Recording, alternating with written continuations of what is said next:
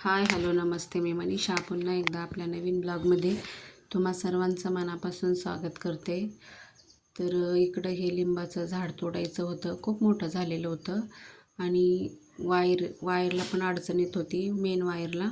त्याच्यामुळं नगरपालिकेच्या लोकांनी हे येऊन तोडून घेतलं.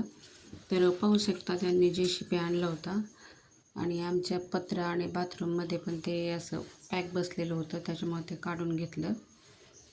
आणि किती मोठं झाड आहे ते पाहू शकता. या त्यांनी एकदम असं व्यवस्थित तारा वगैरे दिसत असतील तुम्हाला, केवढे मोठे खोडं काढले, तोडून घेतलं आणि खूप असा कचरा झालेला. मग नंतर त्यांनी ते झाडं वगैरे पिकअपमध्ये भरून नेली आणि हे कचरा वगैरे आम्ही तिकडे नंतर टाकला. मग ते नेणार होते भरून घंटा गाडीमध्ये. तर इकडं दिसत असेल तुम्हाला केवढं मोठे खोड निघले, पाहू शकता झाडाचं. तर व्हिडिओला स्किप न करता पुढे पहा. तर नंतर झाडे वगैरे साफसफाई वगैरे सर्व केली आम्ही सर्वांनी मिळून केली इकडे. आणि मुलं नंतर मग इकडे खेळत होते. संध्याकाळचे टाईम खूप छान वातावरण झालं होतं आणि छान पण वाटत होतं. झाडं तोडायची नसतात, मग आम्ही पाठीमागं आणखीन लावलेली आहेत झाडे, पण आता हे मेन वायरीला नडत होतं त्याच्यामुळं त्या लोकांनी तोडून टाकलं. आणि नंतर मला स्वयंपाक पण करायचा होता. मग माझ्या नंदेला चहा वगैरे घ्यायला बोलत होते मी. इकडे आमचे सासरे बसलेले.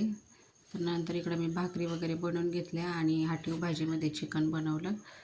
तर त्याची रेसिपी मी नंतर तुम्हाला दाखवीनच. आता एकदम घाई गडबडीत बनवले. तर भाकरी अशा टम फुगत होत्या, पाहू शकता. आणि नंतर इकडं मी भाजी पण बनवायला घेतली, तेल वगैरे वतून.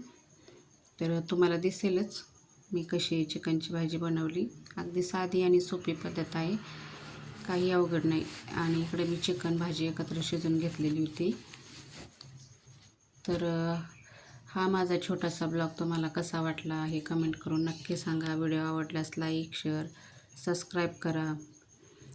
आणि इकडे मग भाजी अशी मी त्याच्यात हिरवी मिरची, अद्रक, लसूण टाकून तेलामध्ये परतून घेतलं. नंतर ही भाजी त्याच्यामध्ये टाकायची होती आणि मीठ काही वगैरे टाकलं नाही चिकनमध्ये. हे शिजतानाच मीठ टाकते, त्यामुळे नंतर काही मी मीठ टाकत नाही.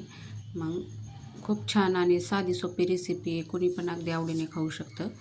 लहान मुलं हाटीव भाजी खात नसेल तर अशा प्रकारे बनवा, अगदी आवडीने खातील. तर पाहू शकता त्याच्यामध्ये मी हे टाकून लाल होईपर्यंत ठेवलं आणि नंतर ही भाजी टाकून घेतली आणि फायनली ही भाजी तयार झाली. आता थोडी उकळी आली की. तर चला व्हिडिओला सबस्क्राईब करा. पुन्हा भेटू अशाच एका नवीन व्हिडिओसोबत. तोपर्यंत सर्वांना बाय.